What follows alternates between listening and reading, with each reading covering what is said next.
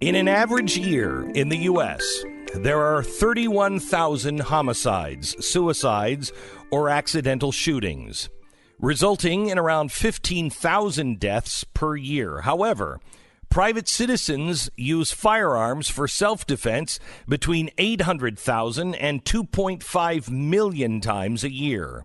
The wide range is because so much defensive gun use goes unreported to the police.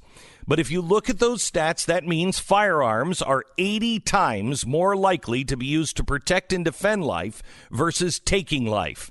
By the way, that comes from the CDC. Of the defensive gun uses by private citizens in the U.S., between 80,000 and 200,000 of those involve women using a firearm to defend herself from sexual assault. That's just from the oh-so-conservative Journal of Criminal Law. The FBI crime data set says the ATF estimates there are currently 290 million firearms in private ownership in the U.S., That's excluding any kind of collector or replica firearms. That is up from 210 million guns in 1995. So that's a 29% increase in 24 years. Yet over that same time span, violent crime in the U.S. has fallen by 50%, and violent assaults involving a firearm have fallen by 55%, again, just from the FBI. The United States boasts the highest firearm ownership rate per capita, 89 firearms owned for every 100 citizens. The next closest country is Yemen. That has about half the gun rate per capita. The U.S. has firearm ownership rate that is 12 times that of the U.K., 40 times that of China. Yet despite such a huge firearm ownership rate, the U.S. is not in the top 10 of homicide rates, nor are we in the top 20, nor are we in the top 30, nor are we in Casey's top 40. If you measure the total number of international homicides per 100,000 citizens, the United States comes in at 103. That's about in the middle. By the way, that is from the oh-so-conservative UN homicide stats. Using UN data, researchers are confirming now at Harvard that in Western democracies, there is a negative correlation between firearm ownership rates and gun homicide rates, meaning John Lott has been right this whole time. More guns does equal less crime. Despite having some of the most restrictive firearm laws among Western democracy, the United Kingdom has a violent crime rate that is more than 4 times that of the U.S. The UK population suffers 2,034 violent crimes for every 100,000 citizens. If in the U.S. we endure 466 per 100,000, why is it such a problem here? Why should we be more like England? In fact, almost every country in the EU has a much higher rate of violent crime per capita compared to the U.S. These are things that we like to call facts. During mass shooting events in the U.S., the average number of deaths when police end the mass shooting is 14.3. The average number of dead when a private citizen with a gun ends the mass shooting is 2.3. And by the way, I'm not one of those that believes that 2.3 equals a mass shooting. But if you are, let's take those stats. If you're waiting for the police to arrive to stop a mass shooter, 6 times more people will die. Police officers from federal to local levels kill an average of 606 criminals per year. Private citizens using firearms in self-defense kill 1,527. I'm not going to wait around for the police to protect me. There is a false narrative going on. And now even the Republicans are starting to fall into this trap. They're afraid. They're afraid. Why are they afraid? Because they don't know the stats. Oh my gosh, you know what this is? This is white nationalism. That's what this is. This is white nationalism. Really? Is that what this is? Right now, people are claiming that there are 250 mass shootings in America. 250 in the last 12 months? Really? Well, yes. If you agree that mass shootings mean 2 or more people injured or killed, well, that would mean that duel that Hamilton and Burr had was a mass shooting. That was called a duel. If you look at the real numbers, mass shootings, these are coming from people now that say that 2 or more victims have to be injured, including the assailant. But let's just take that number because that's the number you get 250 from. Well, the reality is that 75% of those mass shootings are black or Hispanic males, and 99% of mass shootings involve handguns, because the vast, vast majority of mass shootings by 2 or more, that definition, would end up being gang or drug-related violence. So banning assault weapons or anything of the type would have zero material impact to lives saved or lost due to mass shootings of 2 or more. When you actually look at mass shootings and you call them what they really are, it's not 2.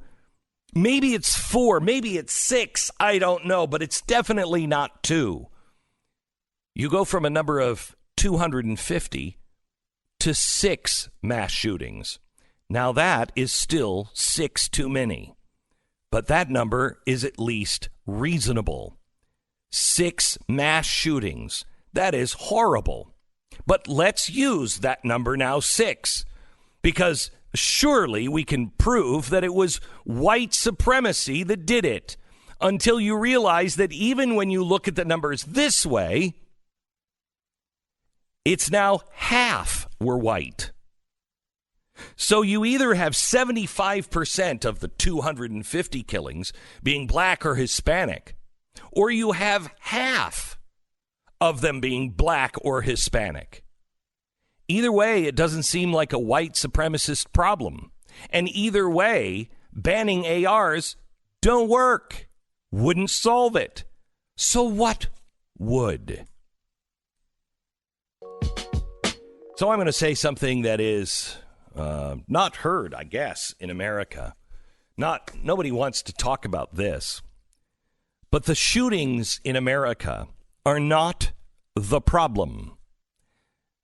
Any shootings that we have in America, those are symptoms.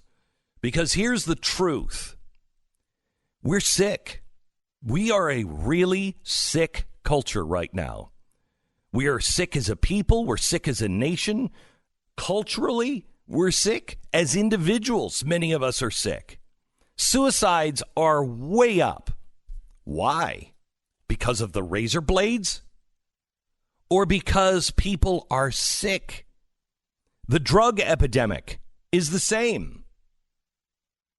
Is that just because China is doing the opioid war against us now? Is that the reason? Or is it that we're sick? Is it that we could fix the opioid thing? We could fix suicides by tougher laws. Does that even make sense? Something in us has changed. Something within us, our neighbors, our families, our towns. What is the disease that is eating us? Because it's killing not just the innocent or just the guilty. It's killing both. It's killing all of us. Politicians, media, and frankly, most Americans don't say a word weekend after weekend of the latest 25 dead in Chicago. They don't say a word about it. Why? Because we know the shootings there are a symptom. Just like the shootings in the rest of America are a symptom. The shootings in Chicago are a symptom of hopelessness and fatherlessness, education or lack thereof, of broken families. That is what is causing the shooting in Chicago. It's not the gun. Quite frankly, you take away the guns and the African American community will be as helpless to protect themselves as they were when the Democratic Klan came riding into town with their horses and their robes and their torches and took the guns away from the African Americans for their own safety and protection.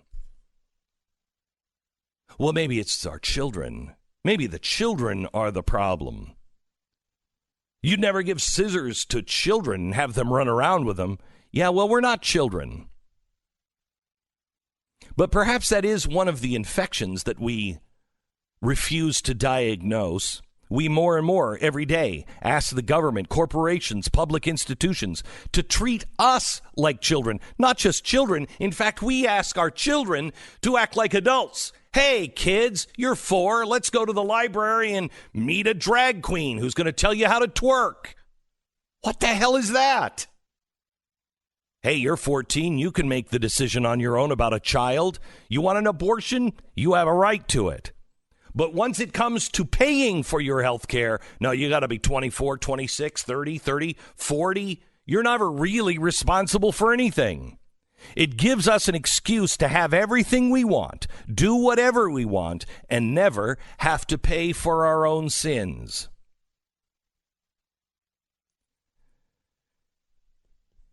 But I'm not a child, and I don't wish to be treated like one. Our children, they're treated as helpless babies, and that is an infection in and of itself, causing so many of our children to become ill. They don't want to be treated as morons, babies, or endless, never-ending children. 15-year-olds have changed the world, but that's only when they're expected to. They rise to the occasion. And just as the occasion is calling our children the loudest, we medicate them. We tell them to conform to an increasingly meaningless and senseless set of doctrines. We fail to actually educate them in any real and meaningful manner. We don't teach them how to think. We teach them what to think. We baby our children. We lower the bar. We expect less when they are crying out for more and more. And then what do? We offer them a hopeless and, worse yet, meaningless worldview and future.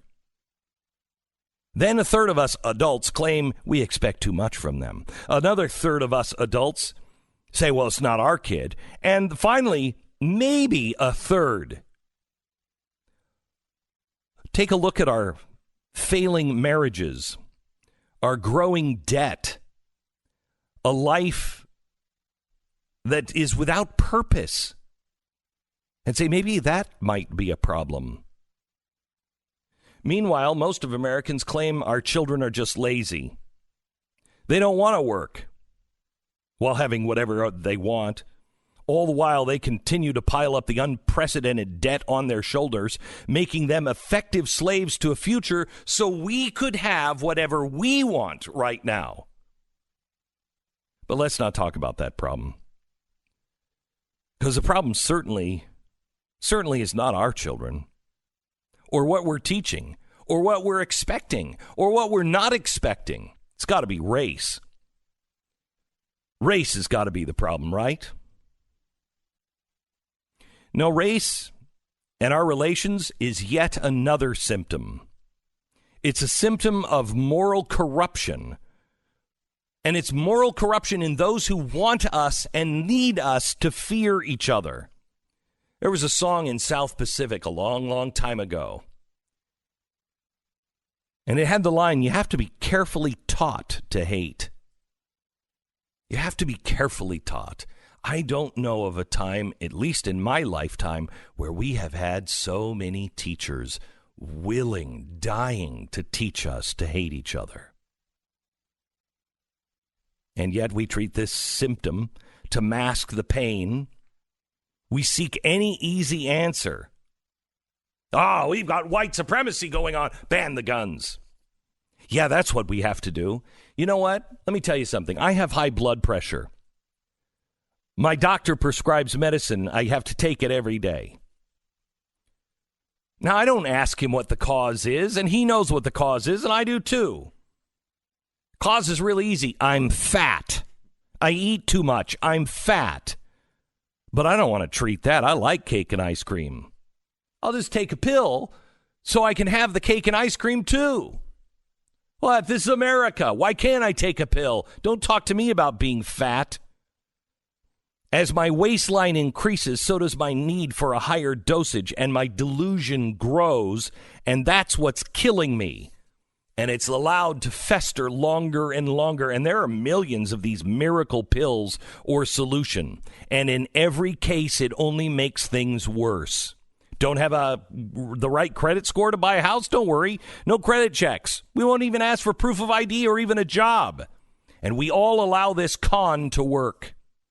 And when it comes undone, we blame somebody else. The bank was greedy and wanted your money. The politician wanted to be seen as helping you live your dream house all the way down the line. And best of all, I'm really just a big kid. I'm not really responsible. They are. So the lie gets bigger and bigger, and so does the infection.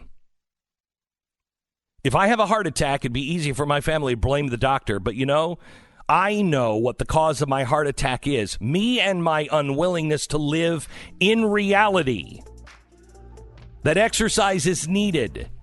And that we're blessed to live at a time where food is so plentiful. So now we have to do something that goes against human nature.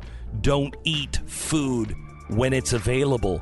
Because it's available now, in an hour from now, tomorrow, next week, and God willing, for the rest of our lives.